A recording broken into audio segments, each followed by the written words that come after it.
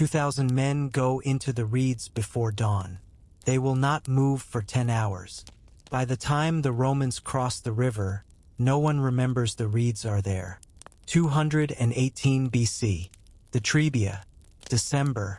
Hannibal sets a trap on a cold river and waits for Rome to walk into it. This is Roman nights. We go back. We listen. We stay a while. A month earlier at a smaller river. He has come down out of the mountains with half the men he started with. He needs a victory the way other men need water. 1. The Ticinus. 4 days north of the mountain. The Pa Valley in November. Brown grass and cold mud. The smell of water somewhere to the right. The plains moved under their feet differently from the mountain. On the mountain, the ground pushed back. Every step was a negotiation. On the plain, the ground gave way. He was there in 4 days. He had planned 4 to 6. Then, before they saw it, they heard the river. Low in the air. Low in the ground.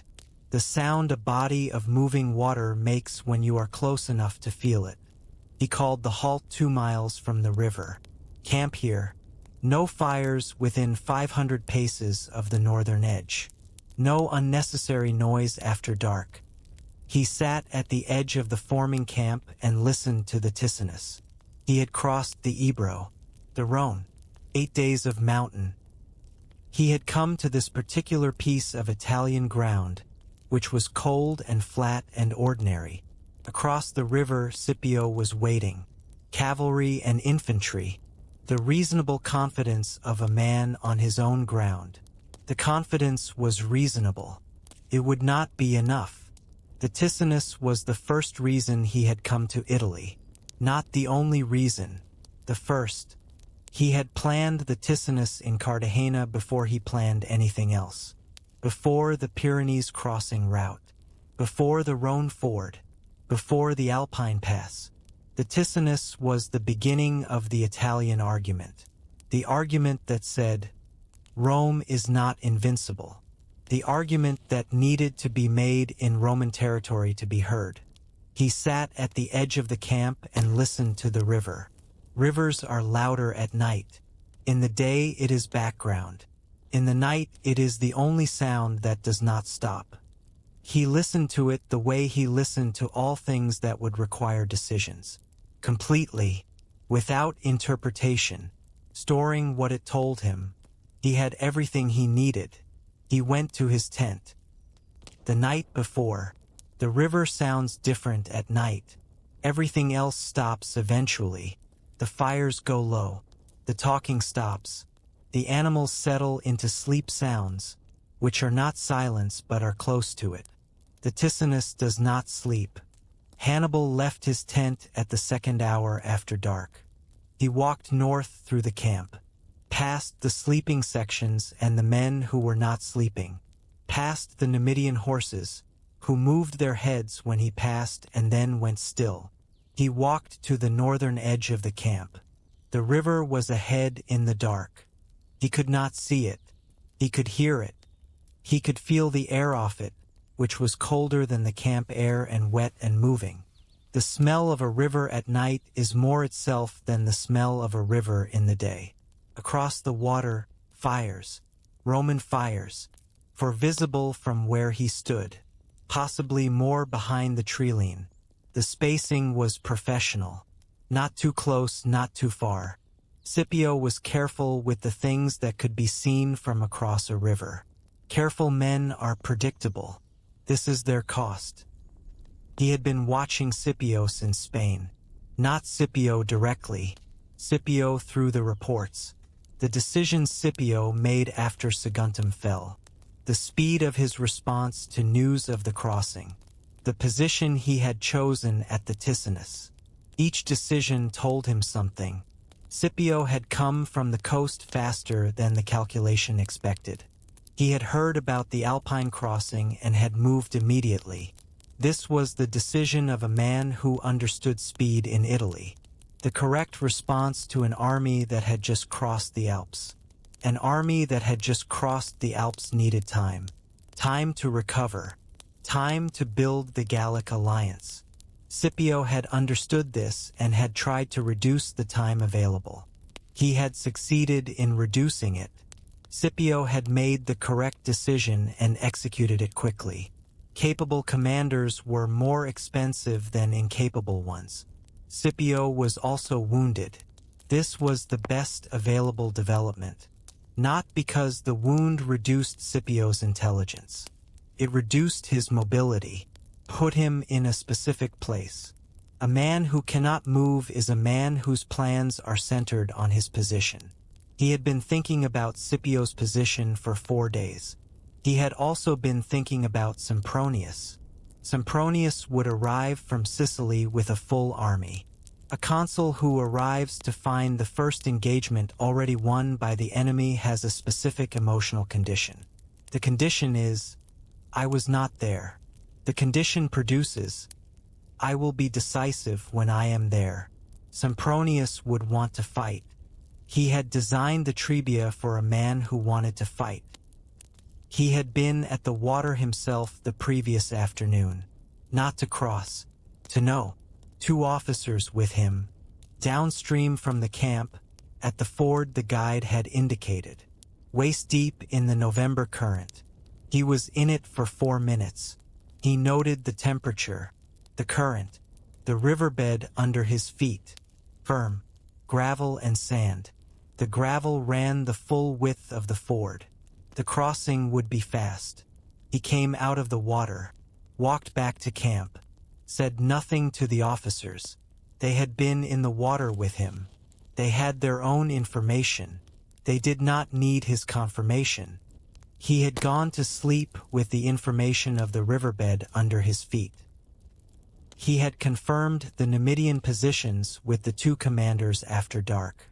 He drew the movement in the dirt with a stick. Both commanders watched without questions. When Numidian commanders ask no questions, it means they already understand. Or it means they will figure it out in motion, which is also acceptable. Both flanks. 3,000 on the left and 3,000 on the right. The timing had to match on both sides. The right flank had more distance to cover. The river bent northeast. The right flank had to go further to clear the bend before turning south. He gave the right flank commander one instruction beyond the others. Start earlier. He said, by the count of 100 from when the center moves. Not when the center engages. When it moves. The commander repeated this back. He nodded. That was the whole of the coordination. He looked at the Roman fires across the water. For fires, the spacing had not changed. Scipio was maintaining position. A general who holds position the night before a battle is confident in his ground. It was a good defensive position. Hannibal was not going to give him time to use it for defense. The plan he had made in Cartagena was specific about speed. Not the speed of the crossing, the speed of the decision to cross. Scipio was holding the east bank, expecting a reconnaissance in force. A cavalry skirmish. A back and forth that would end at the river. A full engagement on another day. That was the Roman method. Patient, methodical, effective in the long run. He was not going to give him the long run. He was going to give him one morning. The morning would be over before Scipio had finished deciding what to do with it. He walked the camp after dark, past the sleeping sections. He passed the Iberian section. 2 men talking quietly. They were talking about the Ticinus, not the battle, the river, whether it would be cold. It would be cold. He passed the Numidian section. The Numidians were not talking. They were with their horses. Between a Numidian and his horse there is a relationship the other sections do not have. They groomed the horses in the dark by feel. He passed the African infantry.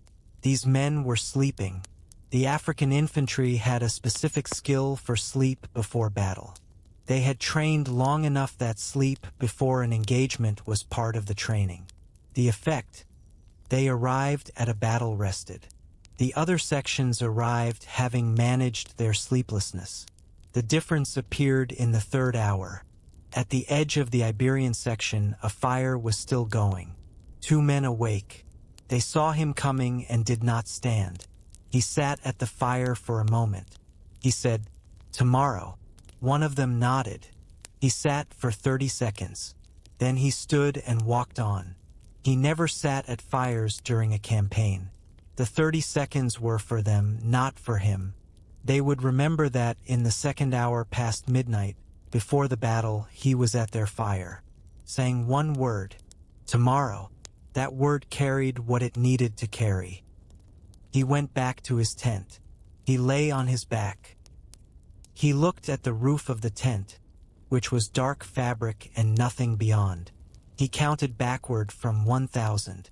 He was asleep before 842. Dawn comes late in November. The sky lightens before the sun does.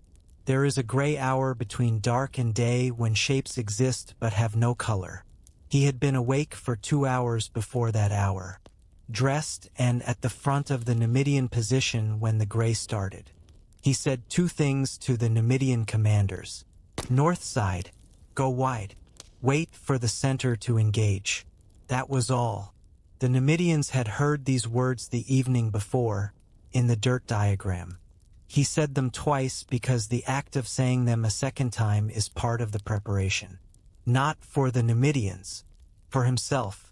The plan becomes real when it is said in the dark before the engagement. Now it was real. The Numidians split. 3,000 left, 3,000 right. They moved at a walk. A walk does not announce itself the way a trot does. The far bank sees it and does not immediately understand. Cold. That is the first thing. Not the horses or the formation or the river. The cold that has been sitting on the plain since the army arrived. It has no intention of moving for the engagement. The crossing at dawn. Knee-deep at the ford. Cold the way November mountain source water is cold. Not the cold of inconvenience. The cold of the body recalculating what it has. Ankles first, then calves. The water finds the gaps in the boots. Training does not remove pain. It removes the announcement of pain. The Spanish infantry went in without stopping. The current pressed from the north. Hard enough to make a man work while he was careful. Working in cold water costs more than working on dry ground. No one cried out. When the last man stepped onto the western bank, the army was wet from the waist down. The air temperature was below the water temperature. Cold in the clothes accelerated. They formed up. He could see across from behind the center. The Roman formation was cavalry forward, Velites behind. Scipio himself was with the cavalry. Expected. A Roman consul stands where the fighting is, 50 paces. The sound of a cavalry engagement before it begins is the sound of contained things about to stop being contained. Breath, equipment, the feet of horses on soft ground, the silence of men deciding. 40 paces. The Roman cavalry dressed its line. The horses moved together. This is what a cavalry formation does when it has decided to go forward. It makes itself into a single thing. 20 paces. The shields lock, horse against horse. The first impact is weight, not iron. Animal sounds and human sounds at the same register. The earth takes the impact. You feel it 10 paces from where it happens. The center held, not advancing, holding. 500 individual men who had been told to hold. Holding is 500 separate decisions made at the same moment. The Roman Velites came through the cavalry gaps. Short javelins. First volley. Men went down on both sides. The ones who went down did not get up. The ones who did not go down kept moving. The center held. The Numidians were on the Roman right flank before the Romans knew they were coming. A Numidian at full gallop on flat ground covers distance the way water covers stone. No warning sound that arrives before the thing itself. By the time the Roman cavalry on the right flank heard them, the Numidians were 40 yards away. 30. The Roman right turned. A cavalry formation that turns to face a flank threat is no longer a formation facing the front. It is two separate problems trying to be one. The Numidians hit the turning edge. The edge folded. Then the section beside the edge. Then the edge of that section. The way a line folds when the first man falls. Not all at once, but faster than it looks from outside. Pull back. From up here, the Ticinus plain runs flat in every direction. The river behind the Romans. The two cavalry engagements happening simultaneously. 20,000 men and animals. From this height, the geometry is clear. The Numidians are inside the Roman right. The center is holding. The Roman left has not yet understood.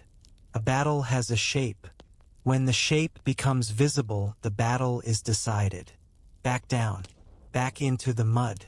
Back into the sound. The Roman right cavalry went south. Not all at once. The way formations went, one man, then the men beside him, then the section. When the line went, the ones who had not decided to go ran faster than the ones who had. He watched from behind the center. He watched everything and said nothing during an engagement. The decisions were made. The engagement was the execution. An executed plan did not benefit from a general who second-guessed it in real time. He was watching for what the plan had not anticipated. He watched the Roman right cavalry go south. He watched the Roman center cavalry understand what had happened to the right and begin to go. He saw the moment Scipio understood. The Roman general was in the center of it when his cavalry broke. He did not break with them. When the cavalry turned south, he stayed. He was fighting with his personal guard. They were good soldiers.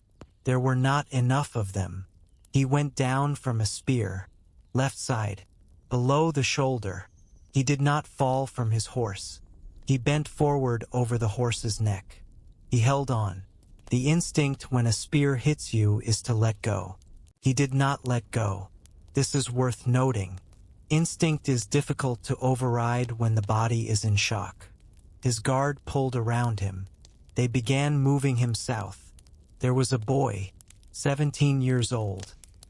He had been watching the river for 3 days. Not the Ticinus specifically, rivers in general. The way they worked. The specific logic of water moving between two banks in November. His father had taught him to calculate river current from sound. You could estimate the depth and the flow rate from the sound the water made against the bank. Not precisely, within a margin. The margin was what the crossing was planned around. He had been at 6 river crossings before this one. The Ebro, the Segura in Spain, 2 unnamed rivers in Africa before he was 20. The Rhone, a small river in the Alps whose name the Gallic guide had said and he had already forgotten. Each crossing had a different problem. The Ebro had been his first command crossing. The problem had been his own certainty. He had been so certain the plan was correct that he had not prepared for its gaps. The crossing had worked. The near misses had been educational. The Rhone had been the opposite problem. Too many variables. The current. The Roman force on the far bank. The elephants. He had been so busy managing the variables that he had almost missed the element that mattered most. Each river had taught him something the previous river had not. The Ticinus would teach him something about Italian rivers in November. He did not know what yet. He would know after. He had been thinking about this on the march. What he did not know. Not because knowing what you do not know is useful in itself. Because the things you do not know are the places the plan has not gone. He kept specific attention for those places. The Ticinus was narrow here, fordable in several places. He had walked the bank himself that afternoon with 2 officers. He said nothing while they talked. He had looked at the water and the far bank, the angle of the light, the state of the riverbed where it was visible through the shallows, the position of the trees on both banks. The riverbed was firm. He had tested it himself, waded in to the waist at the ford. For minutes, he noted the temperature, which was what he had calculated from the month and the altitude of the source. He noted the current, which was what the sound from the bank had suggested. He noted the footing, firm, gravel and sand, not the mud that a crossing under pressure could turn into a problem. He came out of the water and walked back to camp. He said nothing to the officers. They had been in the water with him. They had their own information.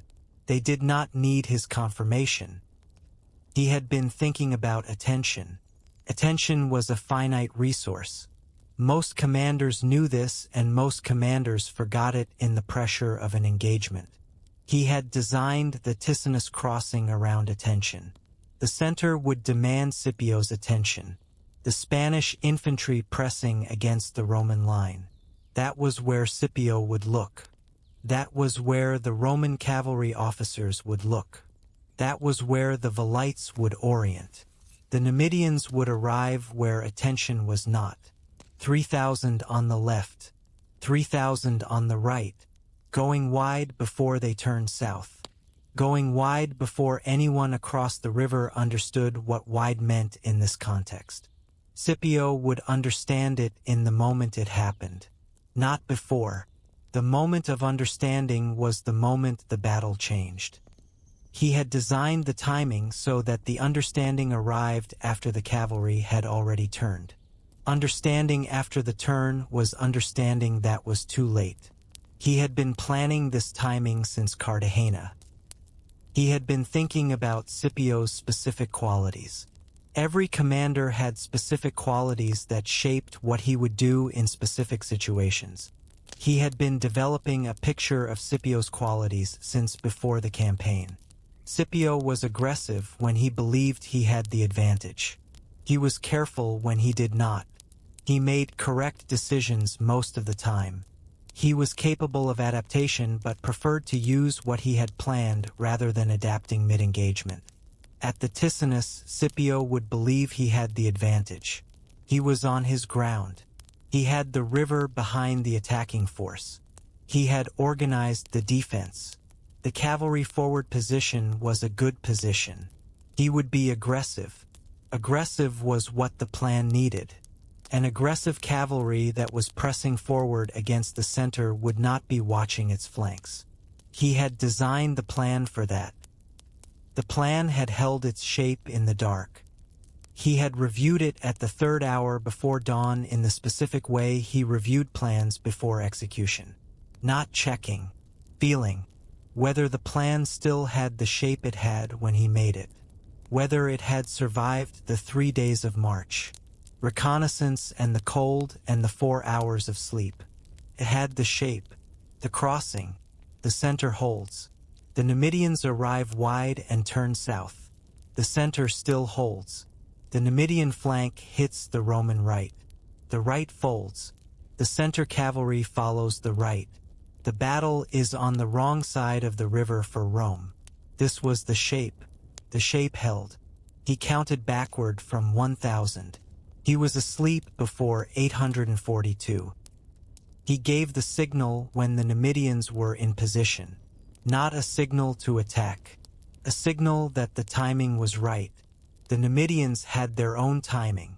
The signal was permission, not instruction. 3,000 Numidians on the left flank. 3,000 on the right, going wide, going past the Roman cavalry before they turned, going to where they were not expected and had not been looked for. He watched from behind the center. 40 yards. 20. The sound changed from the sound of contained things to the sound of things that were not contained anymore. The sounds of a battle leave before the battle is finished. Not all at once. In layers. The shouting goes first. Then the horses. Then the iron sounds. Then the running. What remains is the quiet a field makes when it has been used for something it did not choose. Wind, grass, the river. He walked the field with an officer as the afternoon light went flat. He did this after every engagement. The ground shows things the battle does not. Where the Roman cavalry broke first, the direction of the retreat, which of his own positions had held and which had bent. The field does not lie. He walked without speaking. The officer made notes. Roman losses were larger than his. The cavalry that had not crossed the river. The velites caught in the collapse. The equipment dropped in the retreat, which was always more than the commanders meant to leave. He stopped at the place near the river where the Roman cavalry had first turned. The ground there was marked, the particular marks that a large number of horses make when they change direction quickly. He looked at the marks. Then he kept walking. The right flank commander came to him at the fire before the camp was fully quiet. He came without being sent for. He stood outside the tent and the guard announced him. Hannibal said, "Come in." The commander came in and stood. Hannibal said, "Sit." The commander sat. Hannibal said, 31. The commander said nothing. Hannibal said, "I counted 31 when you moved. I had given you 100. The commander said, "I heard the center engage. I saw the left already moving. If I waited for 100, the left would have the Roman right before I arrived.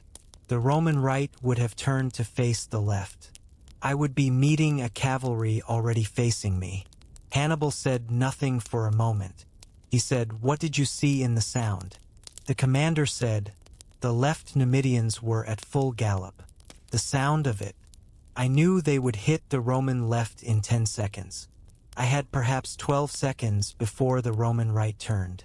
Hannibal said, "You were right." The commander said, "I went." Hannibal said, "You arrived early. The Roman right had not turned. You hit them before they turned. That is better than arriving when they have turned." He was quiet for a moment. He said, "For the Trebia, the count will be 60, not 100. The commander said, 60. Hannibal said, "Yes, go." The commander went. He sat with this for a while. 60, not 100. He had given 100 because he did not know how the commander would read the field in motion. Now he knew. The commander read it faster than the plan assumed. Faster was not wrong. It was new information. The Trebia plan would use the new information. He had scouts going south that night. 2 Numidians who had been in Spain and who knew Roman column formations by sight. They would find Scipio's column and count the wounded and report on the pace. Wounded men slow a column. He needed to know how slow. The scout who came back first arrived 2 hours before dawn. He reported, Scipio's column was moving at reduced pace. The wounded general was on a horse, conscious, capable of giving orders, not capable of riding his usual pace. The column was organized, not in disarray. Hannibal said, "How many wounded?" He was told, "Perhaps 300, perhaps more, many being carried." He said, "Direction." He was told, "North-northeast, toward Placentia." He thanked the scout and sent him to rest. Scipio was going to Placentia. Placentia was on the Po, where the river was crossable and defensible. Scipio was going to put water between himself and Hannibal and wait for Sempronius to arrive. He had expected this. Sempronius was coming from Sicily with a complete army. Combined with what remained at Placentia, Rome would have numerical advantage in most categories. Not Numidian cavalry. In most categories, the time between now and Sempronius's arrival was the time he had for the Trebia. He calculated. Sempronius from Sicily, perhaps 12 days. More if the weather was bad. He built for 15 to be cautious. 3 days to the Trebia. Then the ground study. Then the plan. 12 days remaining. He had planned longer campaigns than 12 days in 12 hours. He went back to the map. 2. The sun. The boy had been in the cavalry engagement. In the confusion of the breaking, he had turned with the others. The horses around him were going south. His horse went south. This is what horses do when the horses around them go south. This is what cavalry does when the cavalry around it turns. He turned with them. Then he looked back. His father was not with them. He looked across the turning mass of horses and men moving south. He found his father by the way the figure bent over the horse's neck. The personal guard was around him. The circle was getting smaller. The direction it was moving was the wrong direction. The boy stopped his horse. The men riding with him looked at him. He turned his horse around. He rode back toward the circle. The men with him followed. Not because they had decided to, because he moved and they moved with him. This is how some men lead, not by announcement. The field behind them was already the Numidians' field. The Roman cavalry was gone from it. The Numidians had not yet reached this far south. There was a corridor. The corridor was closing. Not closed yet. He rode through the corridor. He could hear his horse breathing. The sound of hooves on cold ground. 60 yards. Then 50. The guards saw him coming and opened a gap. Not because they were ordered to, because he came through them and they moved. He came alongside the horse and took the bridle. He pulled. His father was conscious. Not fully. Enough. He held on. They rode south. Through the gap in the guard. Past the edge of the pursuit, which had not yet extended this far. The horses moved fast. Flat ground is kind to a horse carrying an injured man. They reached the Roman lines. Someone took the bridle. Someone else took the general's arm. The boy stayed on his horse. He looked back at the field. The field was already the Numidians' field. The Roman cavalry was gone from it. He looked for a moment. Then he rode in. What he said to his father during this, no one later agreed on. The sources remember the arrival. They do not remember the words. Some moments are too immediate for words. The body acts. The mind narrates afterward, once the body has finished. What the body had done turned against the flow, gone back into the thing everyone else was leaving, found what it was looking for, brought it out. The body had done this before the mind had fully approved of it. Hannibal heard about this in the evening. He had not seen it happen. He was on the left flank when the Roman general went down. He was watching the Numidian pursuit. By the time he knew the Roman general had fallen, the Roman general was already being carried clear.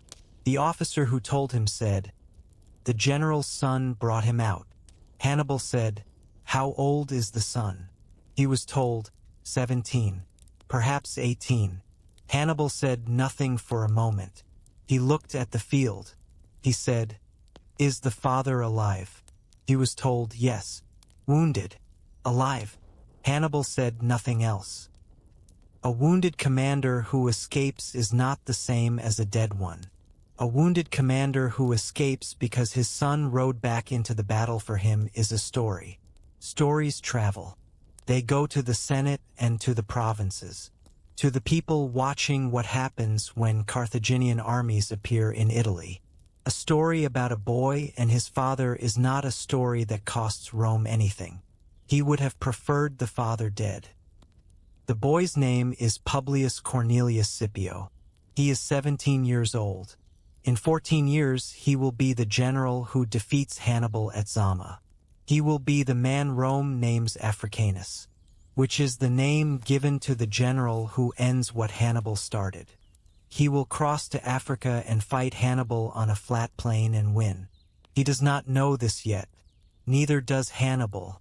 The boy is 17 years old and just rode back into a cavalry engagement to reach his father. That is all that can be said about him today. The account does not record what his father said when they reached the Roman lines. The accounts record the action. The words belonged to the two of them and did not survive. Hannibal sat on the ground with the leather and the lamp that night, and he drew the field. He drew after every engagement. Not for the record. The officers wrote the record. He drew to fix what was moving into something still, to find where the map in his head and the map on the leather disagreed. He drew the Ticinus, the crossing, the formation, the point where the left Numidians appeared and the Roman cavalry turned. He drew the sun, not as a figure, the sun's line, the direction he came from and the direction he rode back. He put it away. He thought about the boy for longer than he intended to, not with sentiment, with the specific attention he gave to any new piece of information.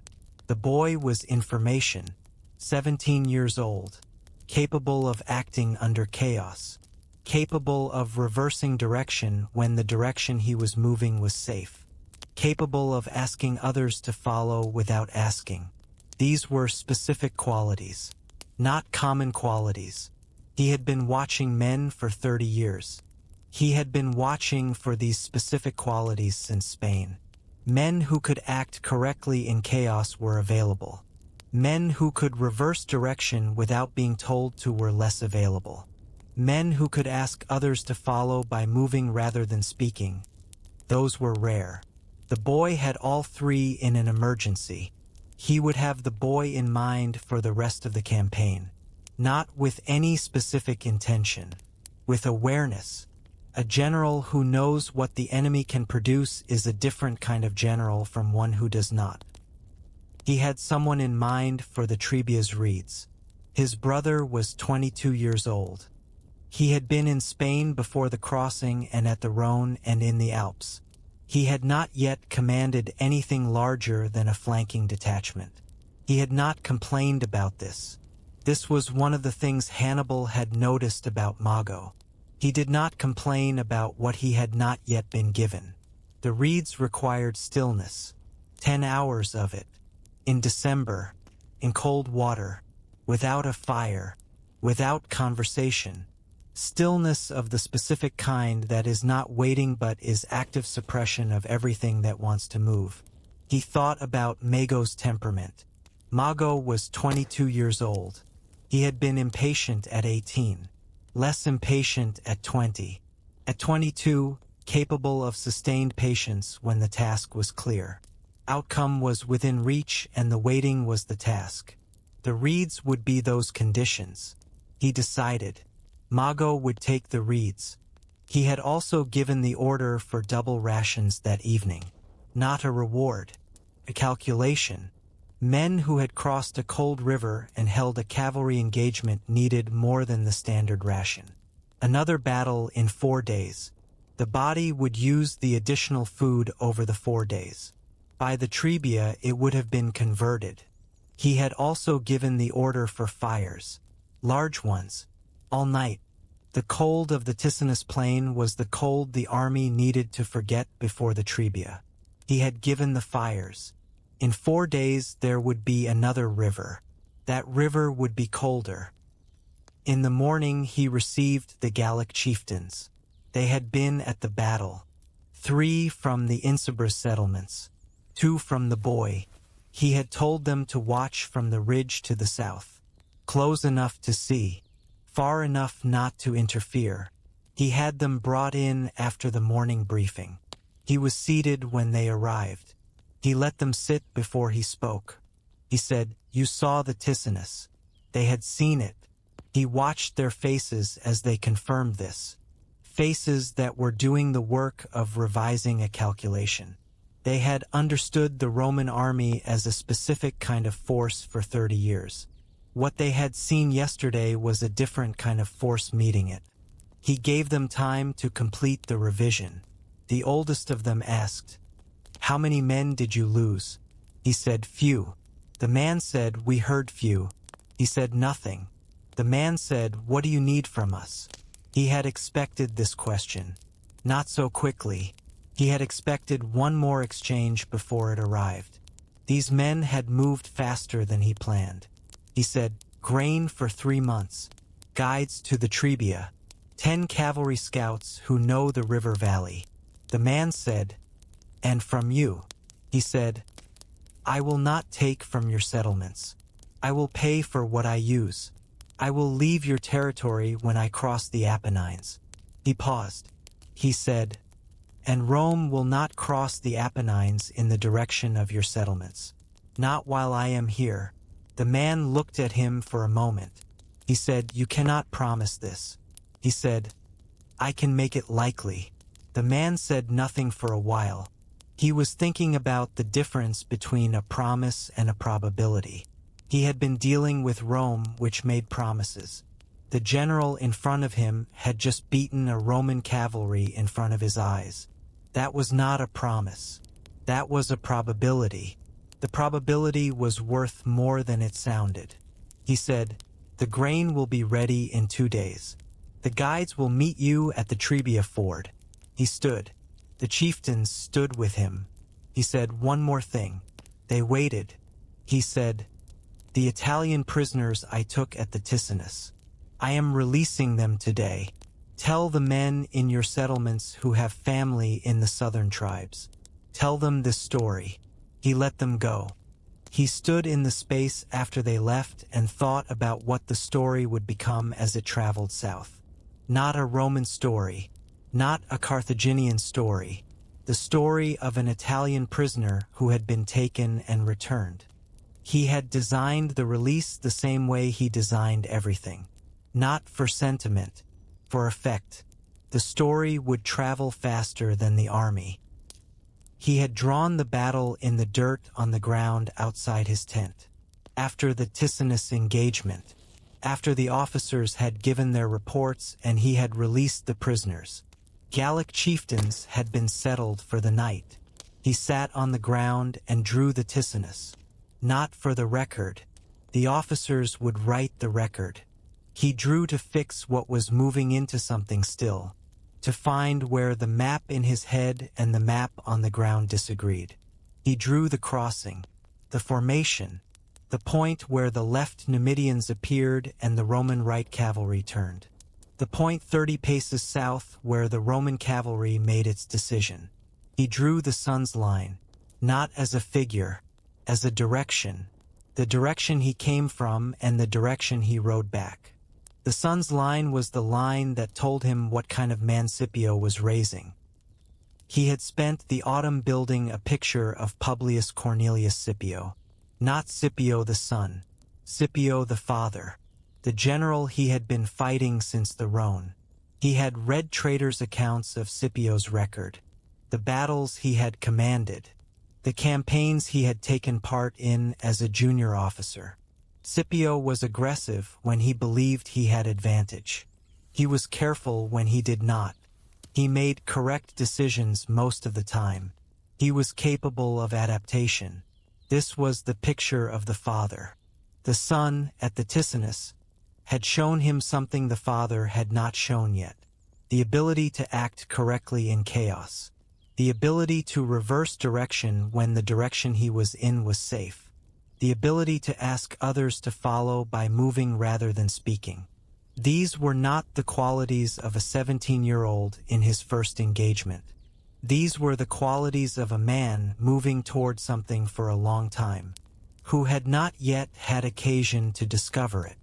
He would have him in mind for the rest of the campaign, not with any specific intention, with awareness. A general who knows what the enemy can produce is a different kind of general from one who does not. He had given the army double rations that evening. Not a reward, a calculation. Men who had crossed a cold river and held a cavalry engagement had spent more than the standard ration covered. Another battle in 4 days. The body would use the additional food over 4 days. By the Trebia, it would have been converted to what he needed it to be. He had also given the order for fires, large ones, all night. The cold of the Ticinus plain was the cold the army needed to forget. 4 days before the next river. He had given the fires. In 4 days there would be another river. That river would be colder. He thought about the Gallic chiefs. They had stayed the night. He had told his officers to give them food and a place to sleep, near the section that was still animated from the day's work. The chieftains watching the army tonight would see a functioning army after a victory, not an army at rest, an army at the particular alert that follows a well-executed plan. He wanted them to see this. In the morning he would receive them. The reception would have a specific structure. He had used this structure before, after other engagements, with men who had been watching from the side and had decided to come in. Say less than they expect. Offer less than they hope for. Make the offer precise. Promises are empty after a first meeting. Precision is not. A man who does what he says is a different kind of man from one who promises. The chieftains had dealt with Rome for a generation. Rome made promises. He would make calculations.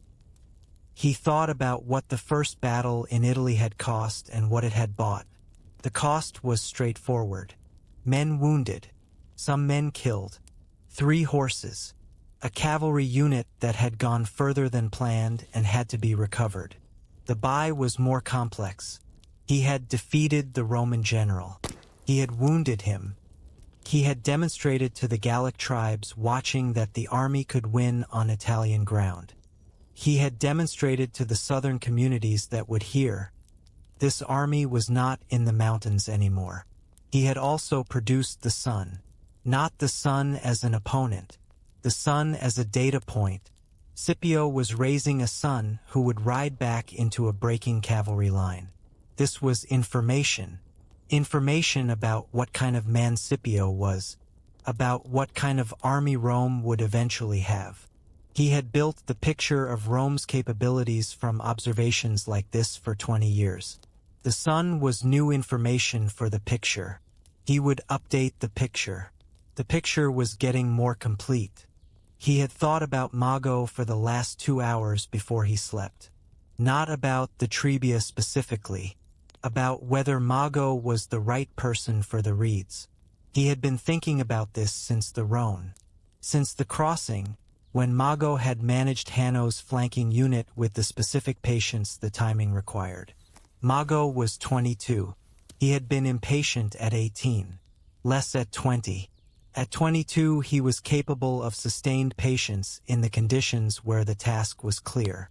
Waiting was the task. The reeds would be those conditions.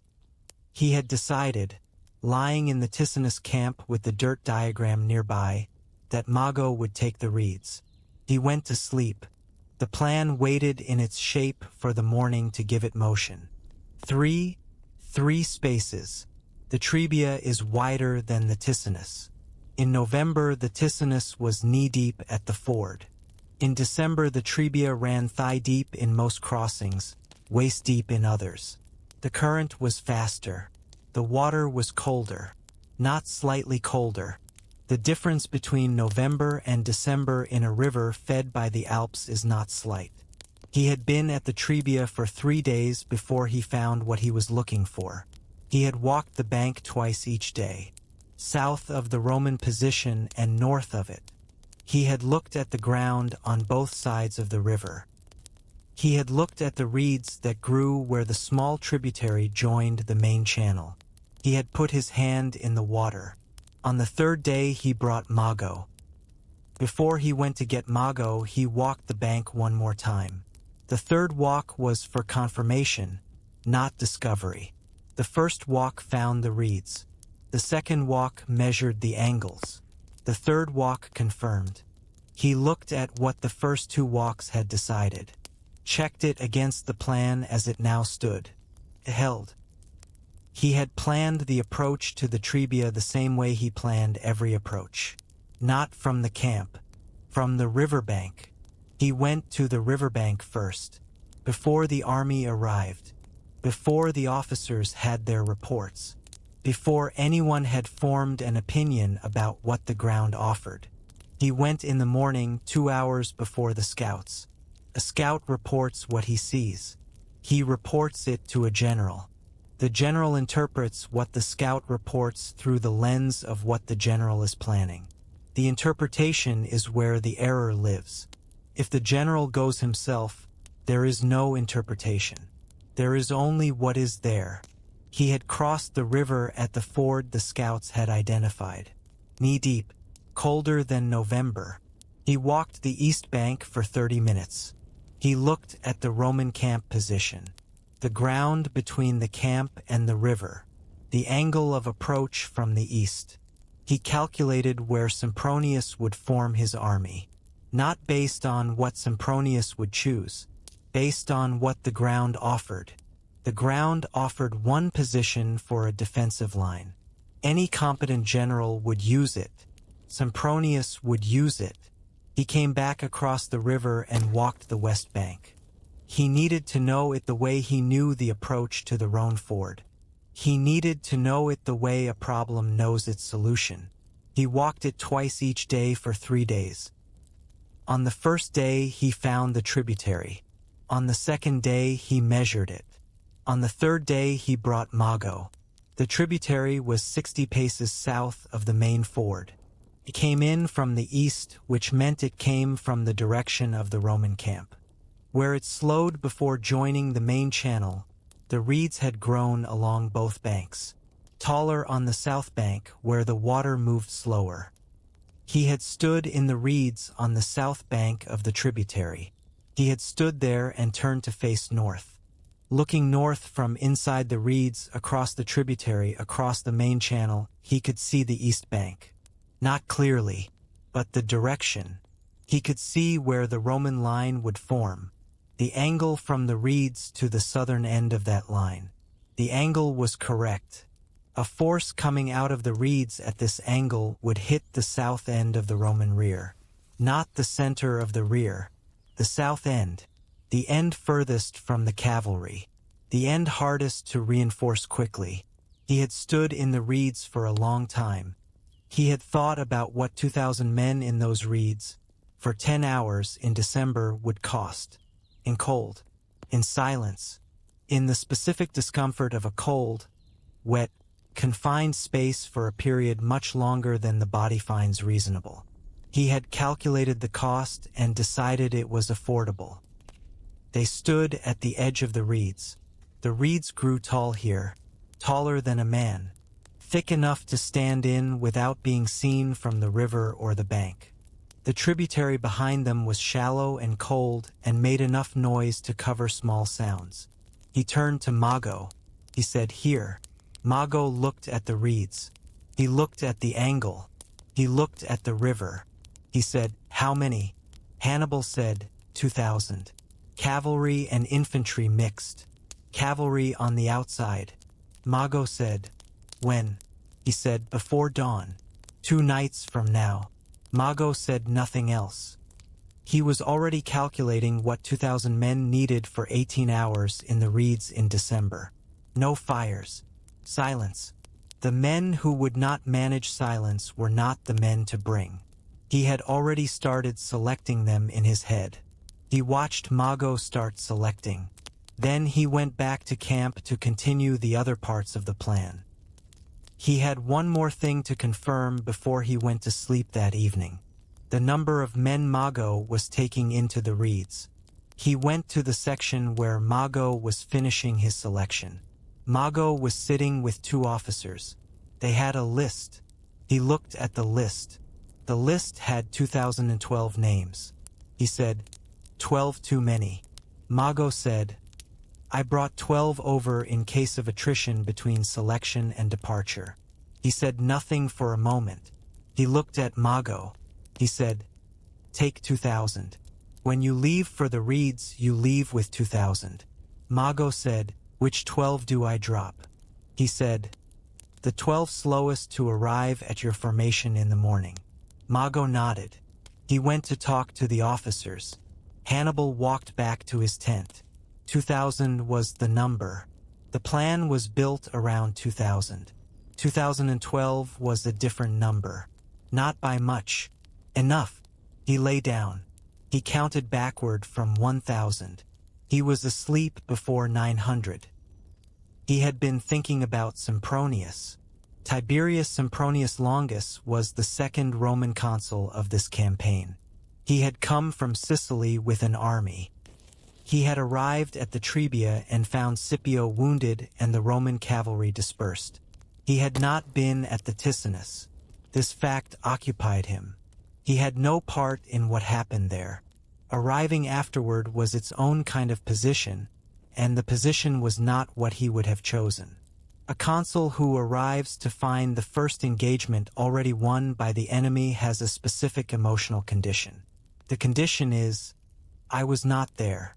The condition produces, I will be decisive when I am there. He was also going to be out of a job in 2 months. Roman consuls served 1 year. Sempronius's year was ending. He had come to Italy to fight Hannibal and he had 2 months left.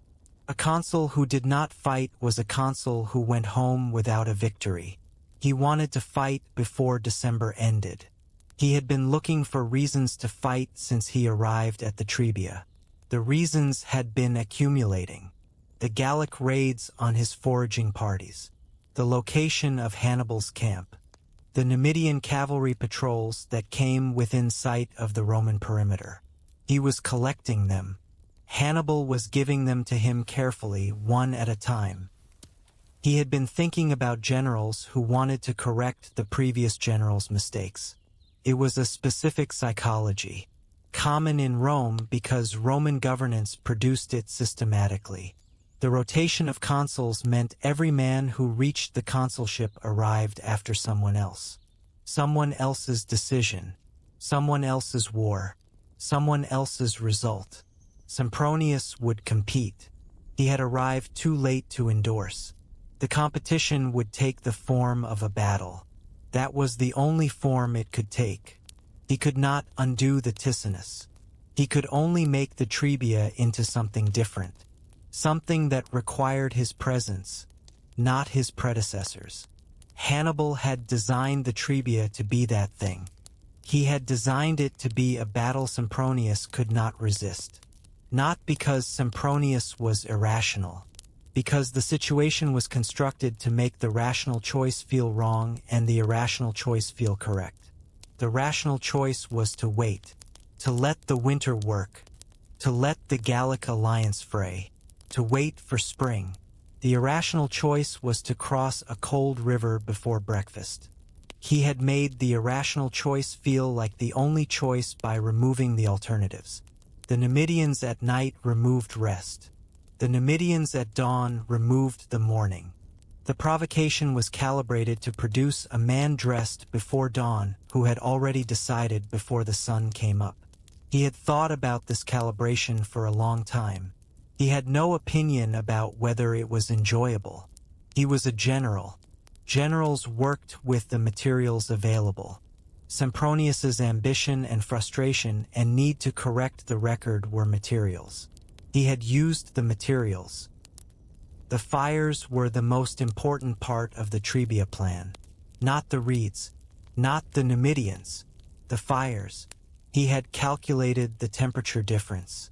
His army at full warmth, having eaten, dry and rested, operating at full capacity. Sempronius's army after crossing a December river without breakfast, operating at 70 to 80%. The percentage dropped further with each hour of exposure. He had designed the Trebia to be a second-hour battle. The first hour, his center absorbs. The Roman center pushes. The cold is working on the Roman muscles but has not yet accumulated to a decisive level. Both sides fight at close to full capacity. The second hour, the cold has accumulated. The Roman muscles respond more slowly. His muscles are at a higher baseline. The difference is not dramatic. It is enough. He had also designed for the food. A hungry body is a slower body, not dramatically slower. The difference is in the sustained effort. In the first 30 minutes of an engagement, hunger is irrelevant. In the second and third hour, the body begins to use reserves. A body that has reserves uses them. A body that has already used them has a different experience. The Roman infantry at the Trebia would cross a cold river on an empty stomach and fight for 3 hours. He had given his infantry 4 hours of fires and a full meal. He had explained none of this to his officers. He had given the order. Every section will have a fire large enough to sit around. Every man will eat a full meal. The order was not for discussion. The night before the battle, the fires burned high on the west bank. He walked the camp that evening. The fires were right. The food was right. He stopped at the African infantry section. These men had struggled most with the Italian cold. They had come from a country where December was not December in this way. They had adapted. He looked at them. They were warm. They were eating. He moved on. The men were talking. The way men talk when they have eaten and are warm and the task is clear. He went to the river and stood for a while in the dark. Across the water, the Roman camp. Fires there too.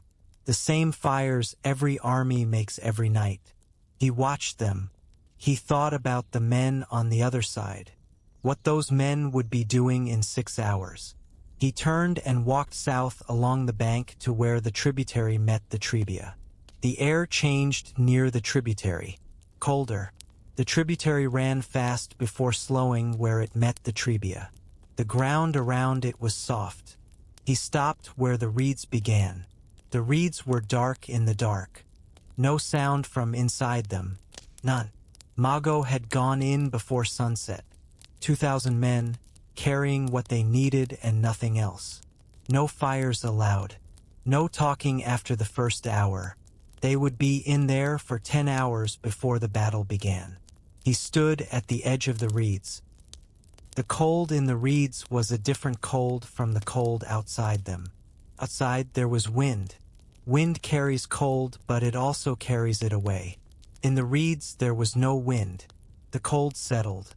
It found the gaps in the clothing and stayed there. Mago was on his back in the reeds. He had positioned himself on the south edge of the formation, the edge closest to the tributary. The tributary was the sound cover. If a man needed to cough or adjust position, the tributary gave him a margin. He had brought the men in by section, 50 at a time, through the gap in the reeds that faced the tributary. They had gone in between dusk and full dark. Enough visibility to find position. Not enough to be seen from the Roman bank. 2,000 men breathing. He could hear them around him in the dark. The particular sound of 2,000 people trying not to make sound. The small adjustments. The carefully controlled coughs. The shifting of weight when the cold in the ground became too specific to ignore.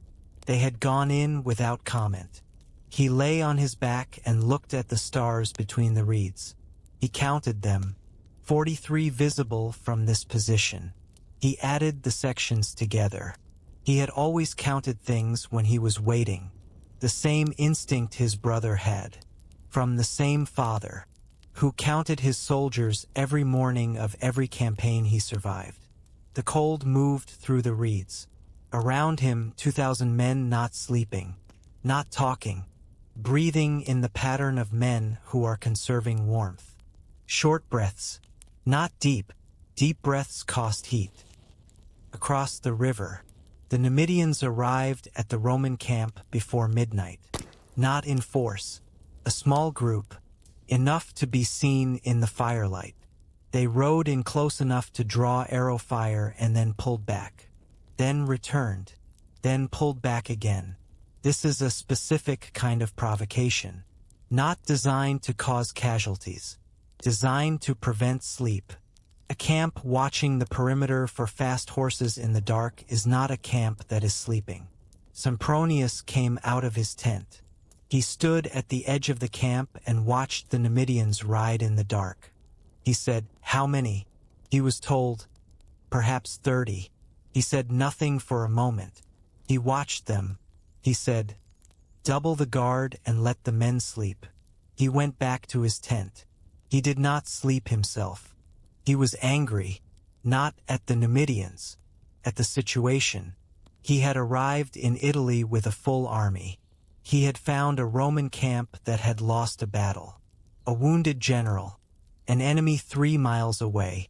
He wanted to fight. Tomorrow would have to be sufficient. He had the numbers. He had discussed the engagement with Scipio. Scipio had recommended waiting for spring. Scipio was recovering from a spear wound and had lost a battle. Sempronius would not wait for spring.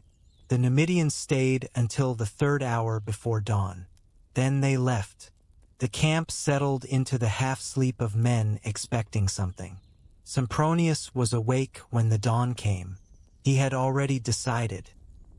The other parts of the plan, the fires, the food, the Numidian provocation, the timing of the center's engagement, the position of the Numidian right flank, which had to be further north than the left flank to account for the river bend. The signal that would tell Mago the moment had come. The signal was simple. A horn call from the northern edge of the battle line, repeated twice, in the pattern that meant nothing else in the army's signal vocabulary. The pattern was specific enough that it would not be confused with anything that happened naturally during a battle. He had designed the signal in Cartagena. He had designed it before he knew it would be used at the Trebia. He had designed it as the signal for a rear attack force. Whenever that force was needed, whatever battle it was needed in. The Trebia was the first time it was needed. He confirmed the signal with the officer who managed the horn calls before he went to sleep. He had the officer demonstrate the pattern. The officer demonstrated it. Correctly. He said, again. The officer demonstrated it again. He said, good. In the morning, do not wait for me to give the order. When both centers are fully engaged, you will know it. When you know it, give the signal. The officer said, how will I know it? He said, you will know it because everything will be loud and nothing will be stopping. The officer thought about this. He said, I understand. He went back to his tent. Before Mago went into the reeds, they had a conversation. Not at the reeds. In the tent. Mago sat across from him and they looked at the maps together. Mago asked one thing that was not about the reeds. He said, if the signal does not come. He had been expecting this question. It was the correct question. The one a commander asks when the command he has been given depends on a signal he cannot control. He said, if the signal does not come by the 3rd hour, you will know the engagement has failed. Come out anyway. The angle of approach will have changed. Use the angle that is available to you. Mago said, which angle? He said, whatever angle keeps the initiative. You will see it when you see it. Mago looked at the map for a moment. He said, and the cold. He said, the cold will be the cost of the task. When you come out, it will end. Mago nodded. He understood this the way men understood the specific cost of specific things. Not with acceptance of it. With the specific calculation that said the cost was worth it. He went to the reeds. The cold was working on the Roman camp all night. He knew this from the quality of the morning. When a camp has not slept well and has been cold, it moves differently in the morning. The sounds are different. The fires, when they go up urgently rather than deliberately. Men who have been cold all night approach fire differently from men who have been warm. He stood on the west bank in the dark and listened to the Roman camp wake up. Urgently, he had caused this quality. The Numidians at night, the sustained cold that sleep did not fix. The pre-dawn waking, he turned back to his own camp. His men had been asleep since the last patrol rotation. They had eaten before dark. The fires had been large. Some of them were still burning. He walked the line of fires. They were the right size. The warmth was in the men. He could see it in the way they moved. Not stiffly, deliberately. the movement of men who were not fighting the cold. He looked at the Numidians. They were already mounted. Numidians slept mounted when the situation required it. He did not know how they did this. He had asked once in Spain. The answer he received was not translatable. He did not need to understand it. He needed them mounted, and they were mounted. He looked at the river. The Roman infantry was forming on the far bank. He gave the signal. He had planned around 3 specific conditions. First, the Roman center fully committed. Both lines in contact, neither moving. He had been listening for the specific density in the sound that told him when both lines were fully committed. When both lines were fully committed, the sound changed from impact to sustained pressure. Second, the Roman cavalry on both flanks engaged with the Numidians. He had a rider watching both flanks. The rider would come back when the engagement was active on both sides. Third, the temperature visible in the Roman line. He could not measure temperature with instruments. He could observe it. When a cold army has been fighting for a specific amount of time, something changes in the way the line moves. Not the men individually, the line as a whole. It moves less. The resistance has a different quality from warm army resistance. Less elasticity, less give and spring. He had designed the battle to produce this change in the Roman line at a specific time. He had designed his army to not produce this change at the same time. The difference at the 23rd minute was 4 hours of fires versus no fires. Between a full meal and cold provisions eaten in the dark. He had given his army the fires, the meal. He had given the Romans the Numidians. For Mago, he had slept for 3 hours. He was awake at 2 hours before dawn. He had given himself the order, wake at 2 hours before dawn. Begin warming the army at 3 hours before dawn. Let the army wake warm. The fires had been burning all night. The cooks had been awake since before midnight. He walked the camp at 2 hours before dawn. The warm food had been distributed and eaten. The men were, to the degree December permitted, warm. He looked at feet. The feet were dry. He went back to the river. Across the water, the Roman camp was waking. Not the deliberate sequence of a planned morning. Without the fires that take time to build and the food that takes time to cook. Something faster, more urgent. He stood at the west bank and listened to the Roman camp wake up. He had not expected to hear it from 3 miles away. He could not hear individual sounds. He could hear the quality of the sound. The specific quality of a large organization moving faster than it planned to move. He had caused this quality. He turned back to his own camp. The Numidians came again at first light. Not 30 this time, 300. They came in from the north, across the front of the Roman camp, close enough that the camp could hear the horses.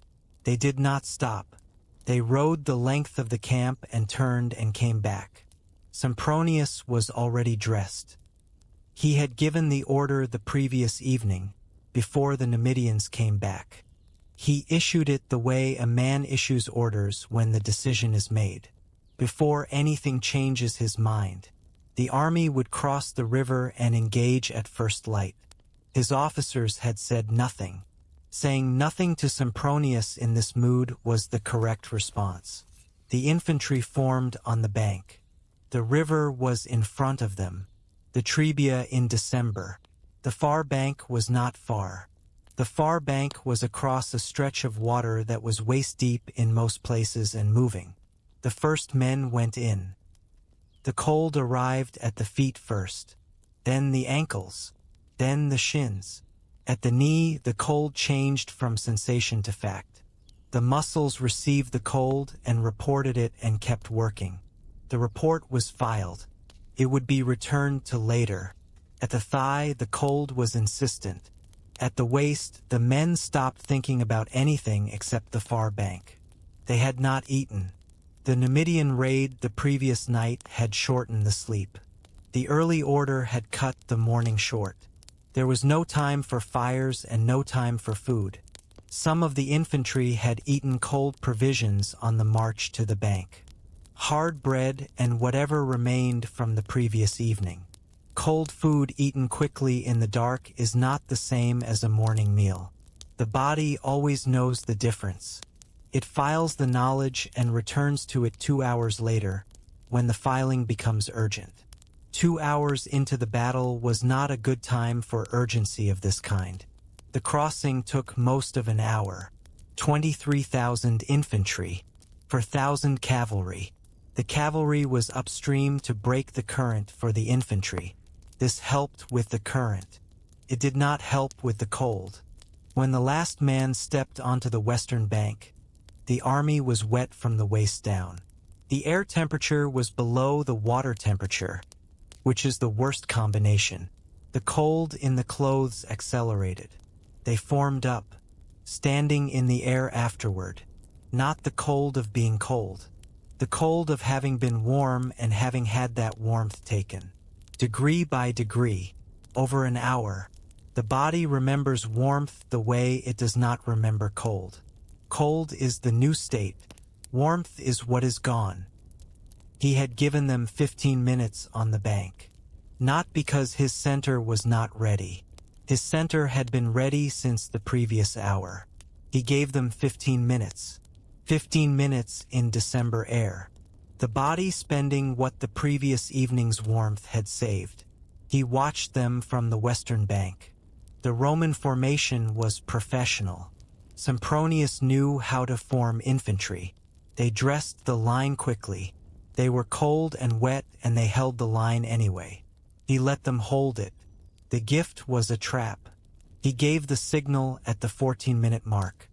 His center moved at 15. His men had been generating warmth by moving for 1 minute. The Romans had been standing in cold air for 15. The deficit was small. He had designed the battle for a small deficit that grew. The elephants were on the flanks. He had not planned to use them heavily at the Trebia. Soft December ground changed what elephants did. They moved differently. They were slower in cold than in warm. What the elephants did at the Trebia was appear. He had positioned them at the outside edges of the cavalry formation, visible from the Roman side. The Roman cavalry on both flanks had horses that had never been near elephants in battle. Horses had opinions about elephants. The opinions produced a specific behavior. The horses turned away. He did not need the elephants to do anything else. A cavalry turning away from the outside was a cavalry not pressing forward on the inside. A cavalry not pressing forward gave the Numidians space. The Numidians used the space. He filed this under elephants as disruptive presence. Confirmed. Sempronius gave the command. The line moved toward Hannibal's position. He had given the Romans 15 minutes on the bank to form up. 15 minutes in the cold air of December without moving. Not fighting. Not generating warmth. Standing. Standing in December after crossing a cold river. This was the 15 minutes that decided the battle. He had given them the 15 minutes as a gift. The gift was a trap. The first contact. His center went forward. The Spanish infantry. They had been awake for 4 hours. They had eaten.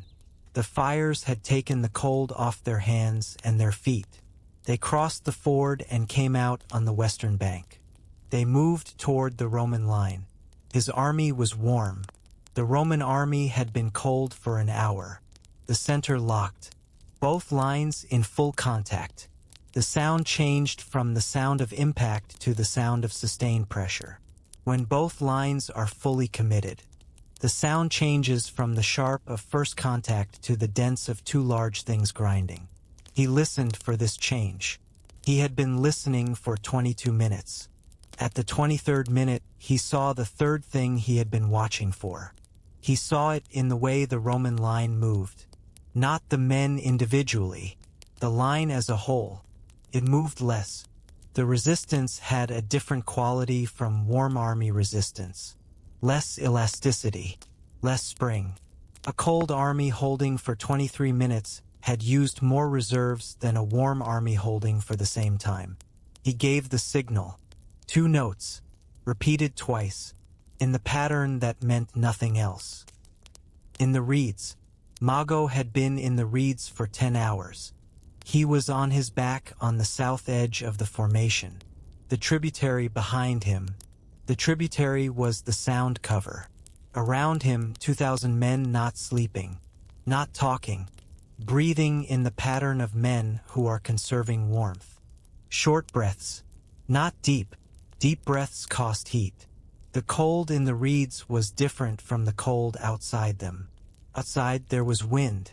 Wind carries cold but also carries it away. In the reeds there was no wind. The cold settled, found the gaps in the clothing and stayed. He had told them before they entered. The cold is the job. The cold is what you are here to endure. When the signal comes and you move, the cold will end. Until the signal, the cold is the work. He heard the battle begin. The first sounds from the north. Small sounds at first. The sounds of a large force moving. Then the sounds of contact. Then the specific pressure of sustained engagement, which is not loud the way that the beginning is loud. It is dense. It fills the air differently. He was on his feet. 2,000 men on their feet around him in the reeds. He could feel them through the movement of the reed stalks. A reed moves when a man moves near it. The reeds had been still for 10 hours. Now they were moving. He held up his hand. Not yet. The battle moved through its stages. First contact, then push, then the sound of 2 large things grinding. When a battle locks, both sides are looking straight ahead. Neither side is looking south. Then the signal. 2 notes. Twice. The pattern. He lowered his hand. He stood up in the reeds. 2,000 men stood up with him. He said, now. They came out. They came out at a full run. 2,000 men who have been still for 10 hours run differently from men who have been moving. The stillness compresses. When it releases all at once. The men who came out of those reeds were not slow. The cold had made them want to move. The waiting had made them want to move. Both things released at the same moment. Mago ran with them. The reeds made a sound when they came through.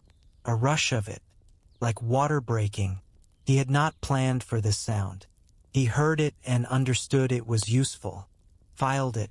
There was no time for understanding during the run. 60 paces. The Roman rear had not turned yet. 50. One man turned. He had heard the reeds. His face when he turned, he had heard something. He had not yet decided what it meant. 40 paces. Then the rest of them turned. The Carthaginian soldier drives his blade into a back. The Roman goes down. The man beside the Roman turns, raises his shield. Too late. The second blade comes under the shield arm. He goes down without the word he was forming. The man behind him sees both go down and takes 1 step back. The step back is the wrong direction. He finds a spear in it. The spear belongs to a man who is already looking past him. There is always a next one. A formation facing 2 directions is not a formation. It is a problem that has no good solution. The Roman rear heard them before it saw them. The rear ranks turned. When they turned, they were no longer facing the front. A rear rank facing backward has given the men in front of it a different problem. Mago's infantry hit the Roman rear. Close enough to the same moment. The cavalry spread to the flanks and turned inward. The Romans on the edges of the rear tried to face outward. They could not face outward and backward at the same time. The battle had a shape now. Pull back. From up here the Trebia plain resolves into its components. The river to the north. The Roman army between the river and the battle. Mago's force coming from the south. The Numidians pressing both flanks. The center grinding. 20,000 men and animals occupying a rectangle of ground that is closing from three sides. A formation in a closing rectangle does not think in rectangles.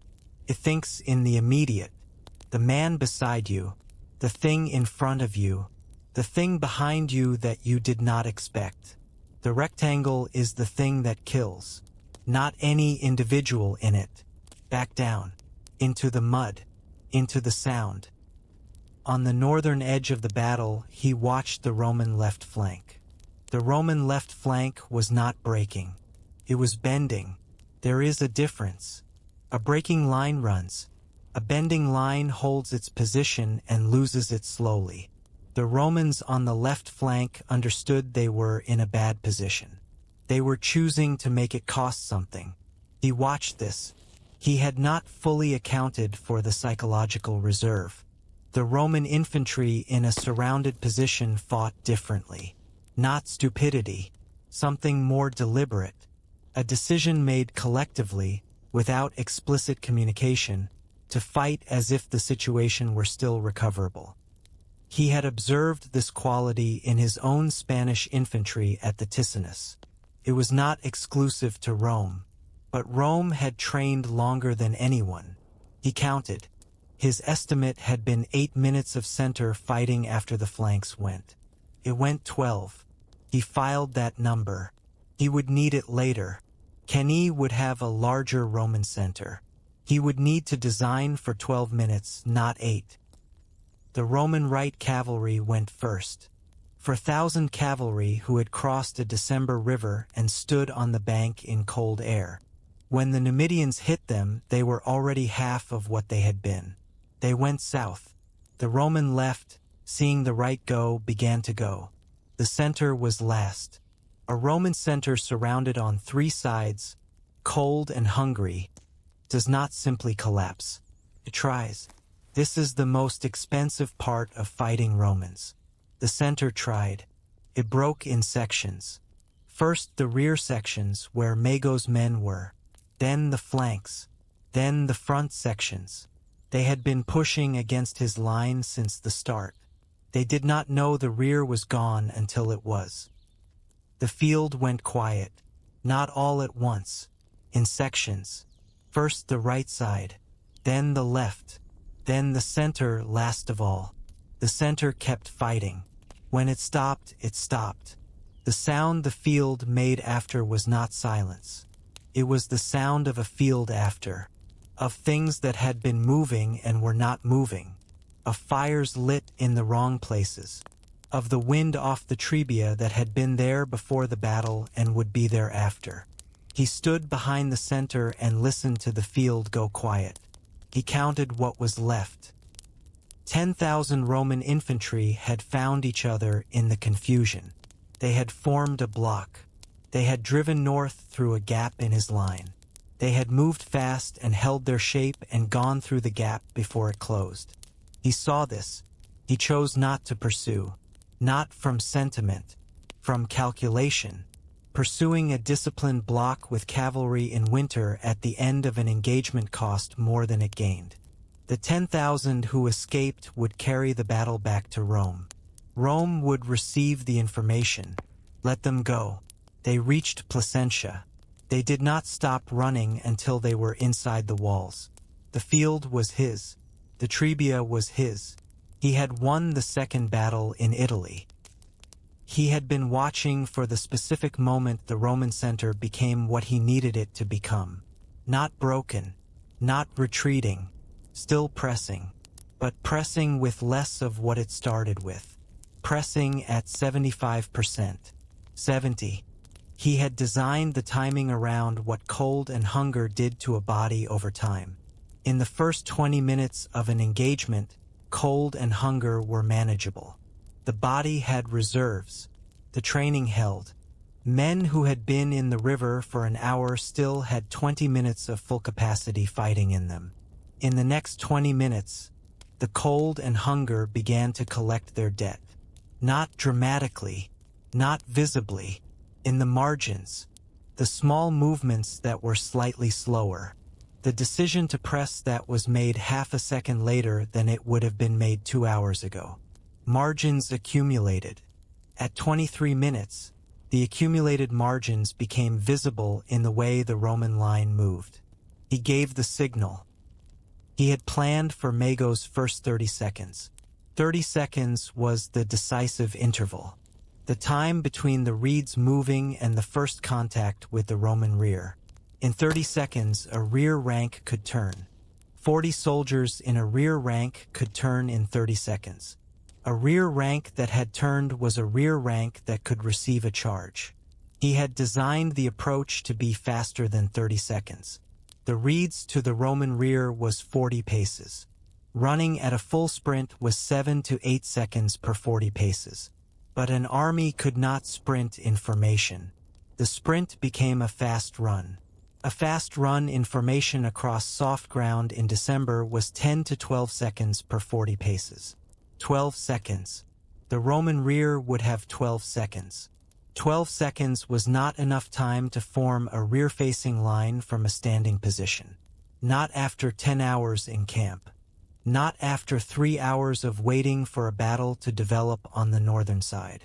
He had designed the plan around 12 seconds. He had watched the 10,000 go. They went north through a gap in the center. A formed block, moving fast and holding their shape, going through the gap before the gap closed. This was unexpected. He had planned for approximately 1,000 to escape. Isolated men and small groups that found the edges. He had not planned for 10,000 in formation. He filed this. A unit that understood it was surrounded made a different calculation from one that believed it might survive by holding. A unit that had made the calculation formed up and found a direction. He had not fully planned for the calculation. He would plan for it at Kenny. At Kenny, the encirclement would be complete on all sides before the calculation could be made. The escape of 10,000 men would not be available because there would be no direction that was not Carthaginian. He was designing Kenny in his head as he watched the 10,000 go north. He let them go. He thought about what Mago had done in the reeds. 10 hours. In December. On cold, wet ground. 2,000 men selected for the ability to stay still and stay silent in cold water for 10 hours. He had watched what the reeds produced. The men who came out of those reeds were not the men who had gone in. Not worse. Different. A body that has endured something specific for 10 hours is a different body from the one that entered. He had known this from the preparation work before the crossing. From talking to the handlers who had spent nights with the elephants in the mountains. A specific period of endurance changes what a man is capable of in the moment after. Mago had known this. The men who came out of those reeds had been held in one place for 10 hours in December. When they moved with everything that had been held. He had calculated for the momentum. He had not fully calculated for the ferocity. He filed the difference. He would use it later. 5. 2 victories. 1 problem. The field in December. What a December field looks like after a battle is different from what a November field looks like. The cold preserves things. The colors stay longer. The shapes stay longer. What should be changing is not changing because the cold has decided. He walked the field. He did this after every engagement. He had done it at the Ticinus 4 weeks ago. Same walk, different field. He was looking for the same things and finding different versions of them. Mago came to him at the river. He had fought his way back through the field from the south. He stood next to his brother at the river and looked at the water running south. Hannibal said, "The reeds worked." Mago said, "The men were very cold." Hannibal said, "They will be warm tonight." Mago said nothing for a moment. He looked at the river. He said, 10,000 got out. Hannibal said, "Yes." Mago said, "Through the center." Hannibal said, "Yes." Mago said nothing else. He had been with Hannibal long enough to know what yes meant. The number had been calculated. The conclusion was not surprising. He said, "We needed cavalry in the center reserve." Hannibal said, "Yes." Mago looked at the river. He said, "For next time." Hannibal said, "Yes." This was the full debrief. Two men who had been thinking about the same problem independently arriving at the same answer. This was how the planning sessions went after battles. They were short. The thinking had been done separately. The conversation confirmed it. 2 victories. 2 gaps. The Ticinus gap was 1 man. Scipio's son, 17 years old, riding back into a breaking cavalry line. The Trebia gap was 10,000. A formed block of infantry that found a hole and used it. Both times something had escaped that should not have escaped. Both times the gap had been visible and unclosable. He would think about this. He had been thinking about a specific battle for 2 years. Not this battle. A larger one. A battle in which a much larger Roman army would be enclosed, not just pressed from 3 sides.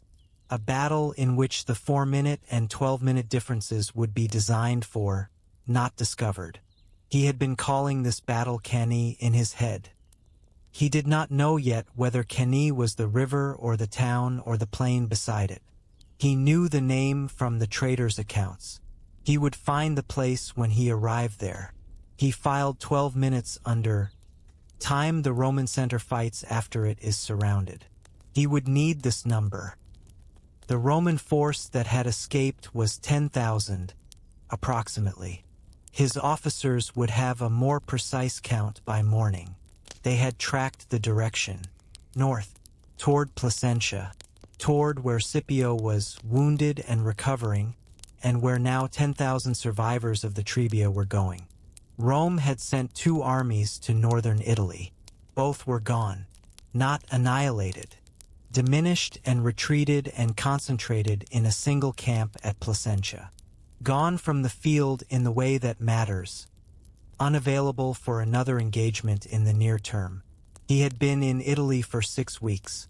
He had won 2 battles in 6 weeks. He had entered the country with an army smaller than the one that had left Spain. The Alps had taken the difference. He now had more men than he had landed with, because the Gallic allies had been arriving since the Ticinus. An army that wins twice attracts a different kind of attention from an army that wins once. Once could be fortune. Twice suggests a pattern.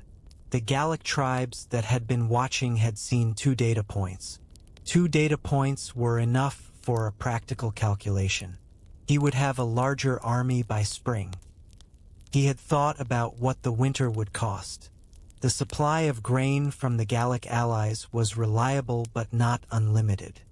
He had been managing the intersection of their needs and his army's needs carefully. He had also been managing the relationship with the chiefs carefully. An alliance with Gallic tribes was not an alliance with Carthage. Gallic alliances were held together by performance. If the performance stopped, the alliance reconsidered.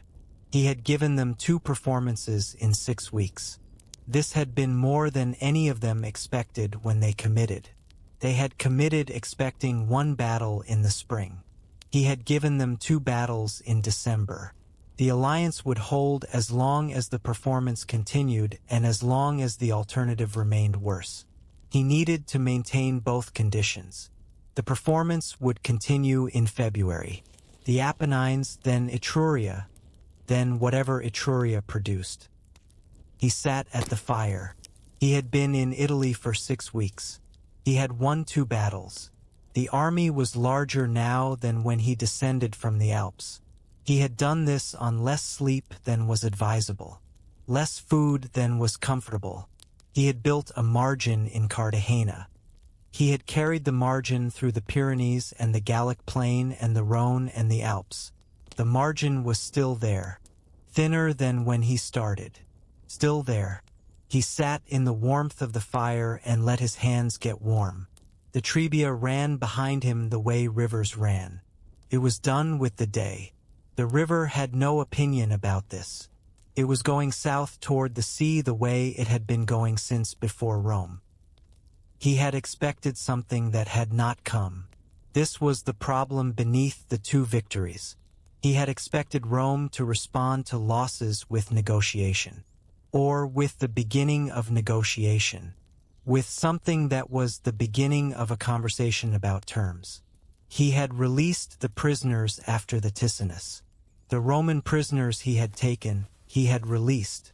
The Italian allies he had released with a specific message. I am not at war with Italy. I am at war with Rome. Come to my side or go home and wait. He had released them and waited for the response. Rome had not responded in the form he expected. Rome did not negotiate when it lost battles. This was the thing he had not fully calculated. He had read the accounts of Rome's wars. He had read them looking for the pattern. The pattern was Rome lost battles. Then Rome raised more men. Then Rome fought more battles. Until it won or until the other side ran out of men to replace. He had read this pattern and had thought he understood it. Standing on the Trebia field in December, he understood it differently. Rome did not negotiate when it lost battles. Rome did not experience a lost battle as a sufficient reason to negotiate. A lost battle was a temporary condition. A lost battle was a problem to be managed.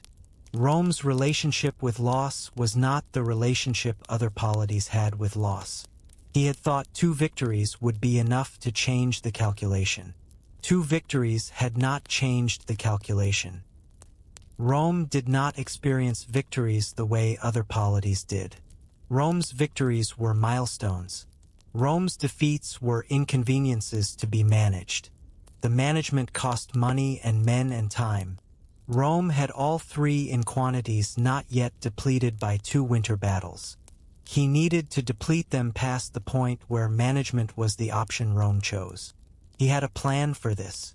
The plan required a different kind of battle. Not a battle at a river, a battle in the open, a battle where the encirclement was complete, where the escape of 10,000 men through a gap in the center was not possible, where the 12 minutes of fighting, flanks went ended in the middle of the enclosure, not at its edge. He had been designing this battle since before Cartagena. He needed the right ground. He needed a flat plain with a weak river at the back. He needed cavalry superiority on the flanks. He needed a center that could give ground on purpose, drawing the Roman center forward, deeper into the closing pocket. He had been looking at the accounts of a place called Cannae. In the morning, the Gallic allies would send their headmen. He had heard this from the scouts. 2 chieftains from the eastern valleys. 3 from the river settlements. They had been watching since the Ticinus. They had sent men to the Trebia to watch the second battle. The watchers were going back now with the second result. The headman would come in the morning with specific questions. How long was he staying? What did he need? What would he give them? He had prepared specific answers, not promises, calculations. He had promised nothing to the Gallic allies. He had offered calculations. If the army moves through your territory and you supply the army protects your territory from Rome's allies. This was the calculation. Both sides knew what the calculation depended on. It depended on the army winning. He had won twice. The calculation was still valid. He stood at the edge of the camp and looked south. Rome was south, not visible, present. The city that had sent 2 consuls and 2 armies in 6 weeks. The city that had lost both engagements and had not done anything that resembled negotiation. 2 victories. The problem was not the victories. The problem was what the victories did not produce.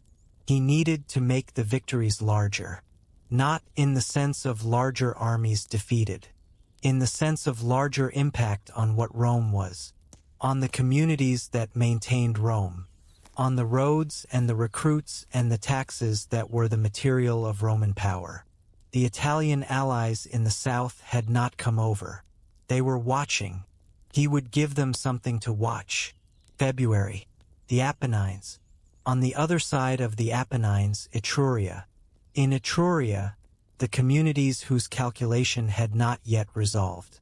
He had been heading toward those communities since Cartagena. He had 2 more months of winter. Then he would move. The fire burned lower. He was not watching it. He had his eyes on the north, where the Apennines were, dark against the darker sky. He could not see them from here. He could see the direction of them. He had been in Italy for 6 weeks. The campaign from Cartagena had taken 4 months and 7 days. He had calculated 4 months. The 7 extra days had come from the Allobroges attack. The 2.5 days stopped at the rock face. The slower descent. He had absorbed the 7 days. The campaign was still within the margin. The margin was healthy. He had more men than he had crossed the Alps with. He had won 2 battles. He had the field. He had the Gallic allies. He had the Apennines ahead and Etruria beyond them. He had what the campaign needed. He sat for 3 more minutes at the fire. Then he stood. Writer's note: I do not read the Trebia as a Roman blunder. Sempronius was not stupid. He was impatient. Impatience is not stupidity. It is a different kind of calculation. He weighed 2 months of his consulship against a winter battle. He decided December was better than spring. Hannibal read this calculation and built the battle around it. The reeds were only possible because Sempronius wanted December. The cold river was only possible because Sempronius wanted to win. Hannibal set a trap. Sempronius wanted the thing inside the trap. That is not a blunder. That is how traps work. Next time, the Apennines. February. The marshes will take 4 days to cross. Hannibal will lose an eye.